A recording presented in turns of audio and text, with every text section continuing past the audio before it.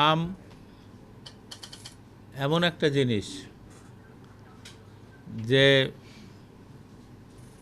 পচনশীল এবং খুব সহজে নষ্ট হয়ে যায়, যেমন সুস্বাদু সেই রকম সহজে নষ্ট হয়। আমটা পরিবহন খুবই সেন্সিটিভ।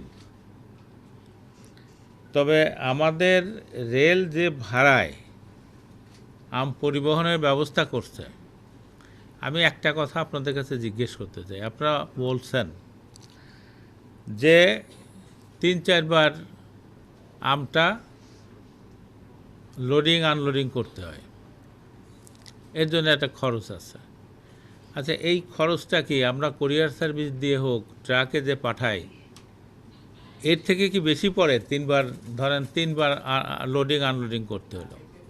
আপনারা সবচেয়ে সেফ হলো রেল লাইনে, রেলপথে আম পরিবহনের ব্যবস্থা করা, এবং আমাদের মাননীয় প্রধানমন্ত্রী এটা ব্যবস্থা করছেন আপনাদের সুবিধার জন্য, যাতে সবচেয়ে কম খরচে আপনাদের আমটা পৌঁছানো যায় এবং আমের গুণাগুণ ঠিক থাকে। সমস্যা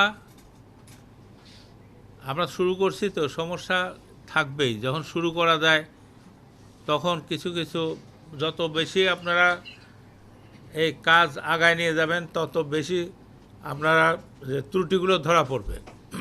আমরা সেই ত্রুটিগুলো সমাধানের চেষ্টা করতেছি এবং আপনাদের সাথে আলোচনাও এই জন্যেই।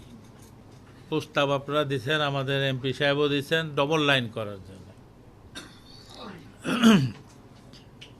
ডবল লাইন তো আর একদিনে হবে না, তাই না? আমরা কাজ শুরু করছি, সমস্ত লাইনগুলো আমরা যে জায়গা মিটার গেজ ছিল সেখানে আমরা ডাবল গেজ করার ব্যবস্থা করছি, যেখানে